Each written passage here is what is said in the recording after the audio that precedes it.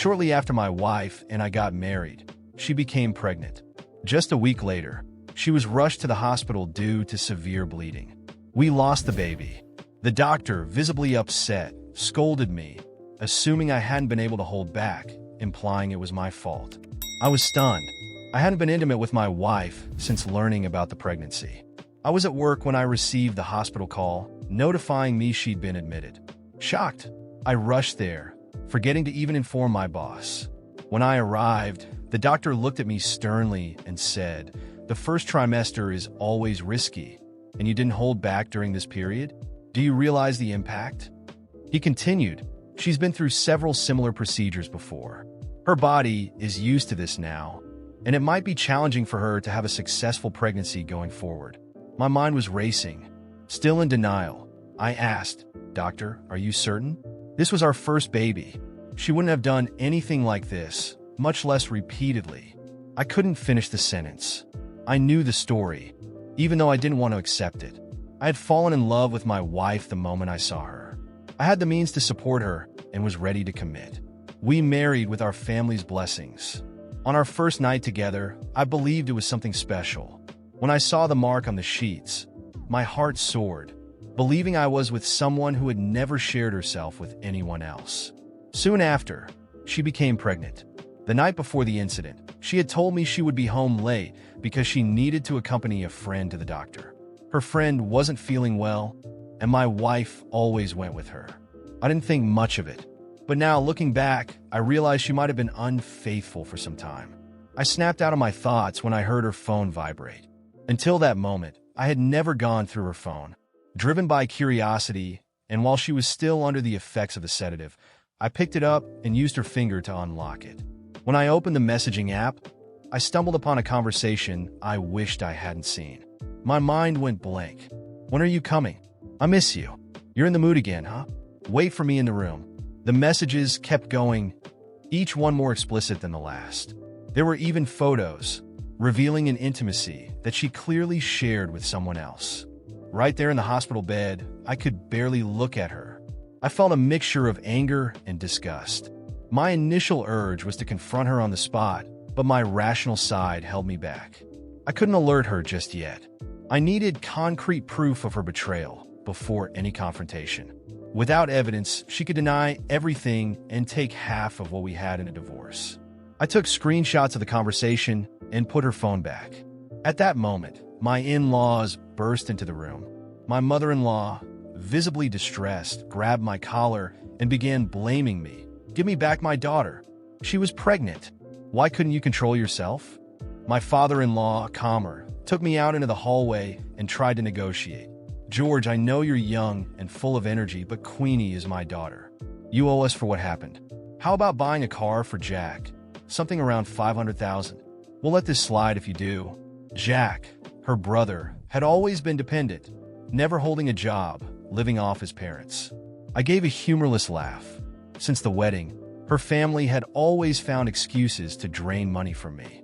They asked for everything: latest electronics, designer shoes, expensive gifts. They even expected me to pay for Jack's dates.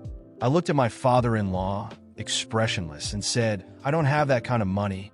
Before he could respond, my mother-in-law shouted, "Are you just going to use my daughter and discard her?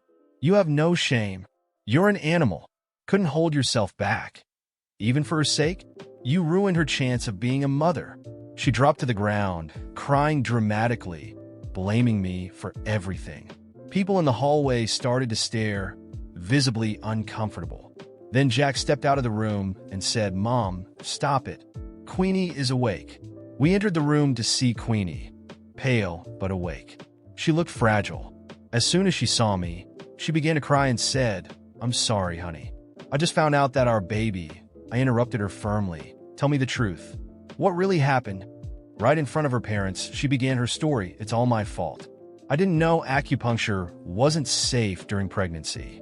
I've been feeling weak lately, so I booked a session with a friend. But it was actually for bruises, and when I got home, I felt worse. Then we lost the baby." I looked at her with disappointment. At first, I was furious. It was hard to process the betrayal. But then, the disappointment set in, and eventually, all hope faded. All these years, the time, the emotional and financial investment all felt wasted. Still, I decided I'd get my revenge in due time. Before the divorce, I kept my calm. Queenie's mother hugged her, crying about how careless she had been, while her father tried to console me, saying, "This was just a misunderstanding, George. Don't take it to heart. You're still young. You can have other children in the future." I believed that keeping the peace for now would be the best course of action. Thinking everything had blown over, Queenie started her recovery with no worries. In a few days, she was discharged. The day she was supposed to be picked up, she refused my offer and came home late. I was in a bad mood and had a few drinks that night. By the time she arrived, I was already asleep. She seemed exhausted, took a shower, and fell asleep almost immediately. When I was sure she was deeply asleep, I opened my eyes, quietly got out of bed, picked up her phone from the bedside table, and went to the study. Using my computer, I synced her chat history to a cloud account. Although I had prepared myself for this, seeing those messages with someone else still hit me like a knife. My heart went cold. I returned to my office, heart heavy with the sting of betrayal. As I synced her messages to my computer, each line of that conversation hit me like a blow. It was one thing to suspect, but to see the messages, the explicit words and details, was a level of pain I hadn't anticipated. Every word seemed to cut deeper, and a wave of anger, frustration, and disappointment washed over me. But I knew I couldn't act on impulse.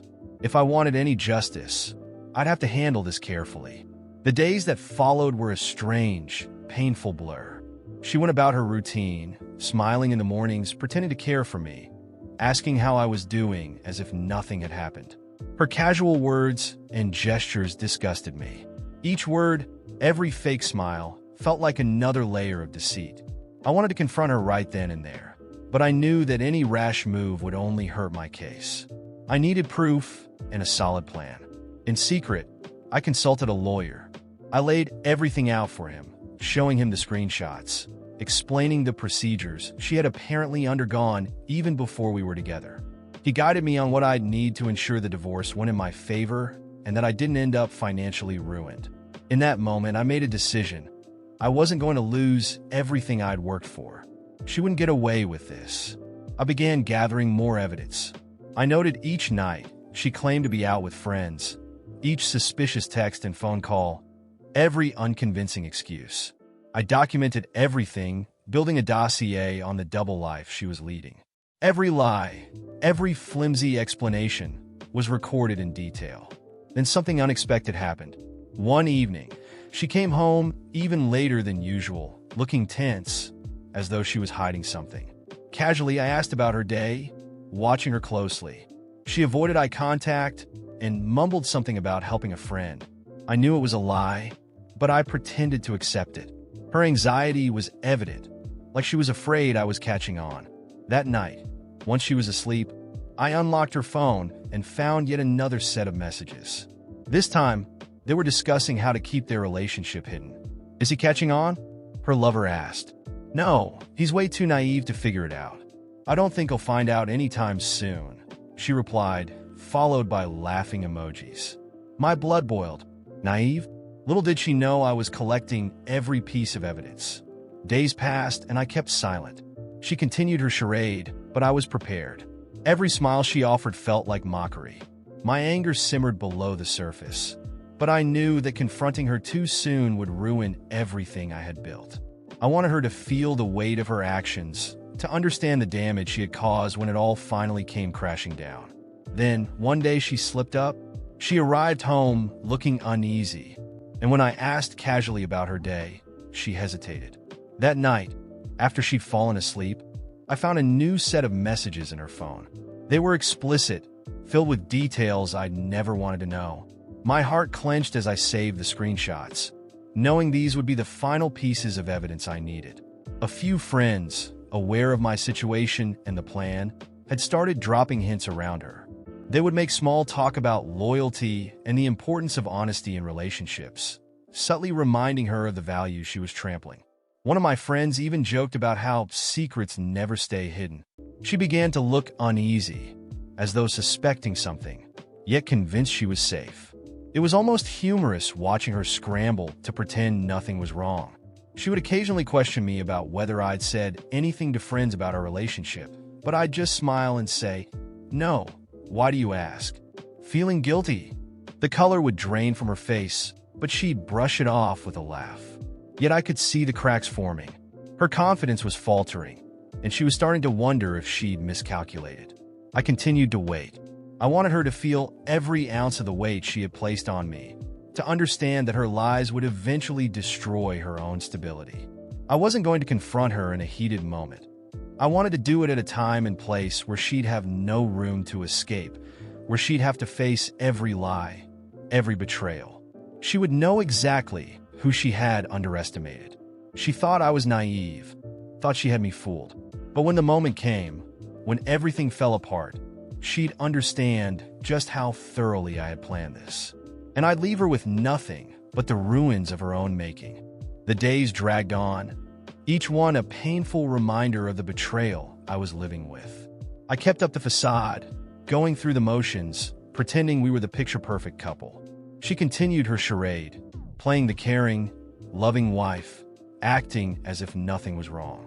But each fake smile, every hollow gesture only fueled my resolve. I was no longer just angry.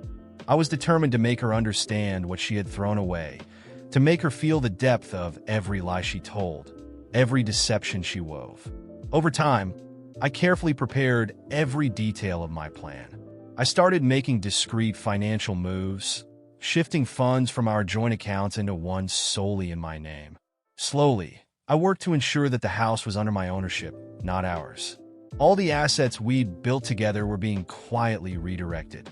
She had no idea, still completely convinced I was oblivious. But soon, she would realize just how thoroughly she had misjudged me. The day finally came. She announced another night out with friends. I smiled and kissed her goodbye at the door, wishing her a pleasant evening. But this time I followed her. At a safe distance, I watched as she met her lover at a restaurant, laughing and smiling in a way she hadn't done with me in months.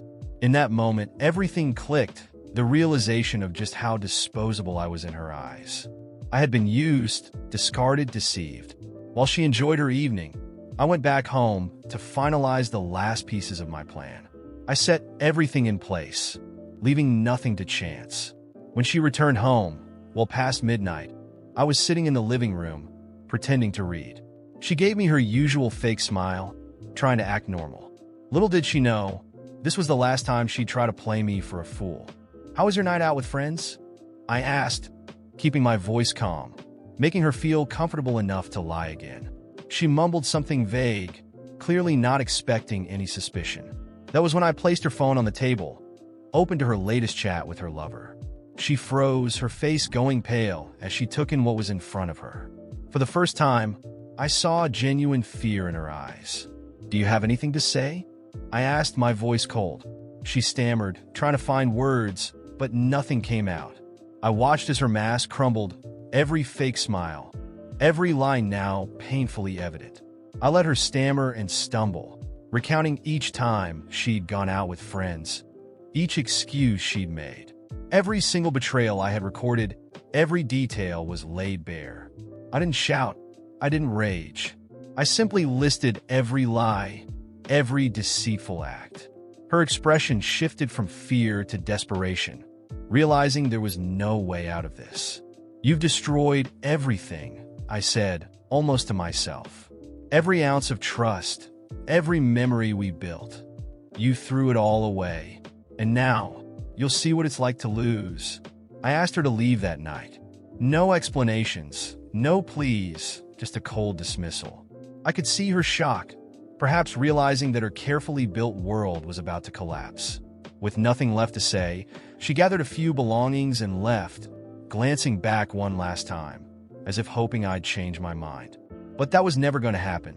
Her life here was over. The next day, I called my lawyer and finalized the divorce proceedings.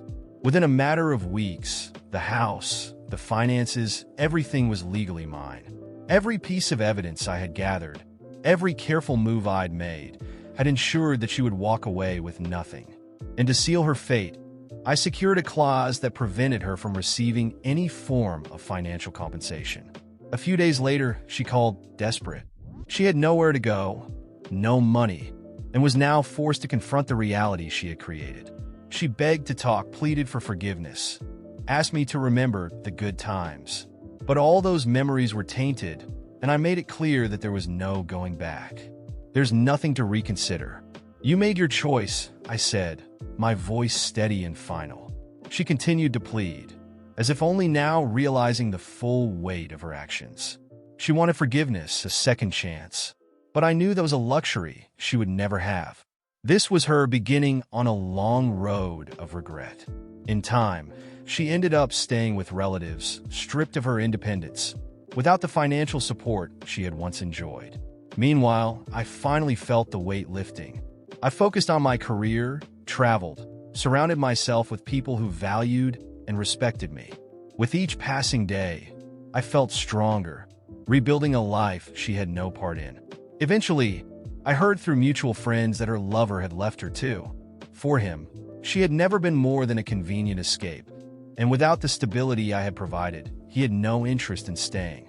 She was left, alone, with nothing but the echoes of her mistakes. And so, I moved forward, leaving her and the betrayal behind. In my mind, I knew this was the true ending, though part of me felt that her punishment was only just beginning. The absence of the life we had built, the isolation, and the silence, these would be her greatest torment.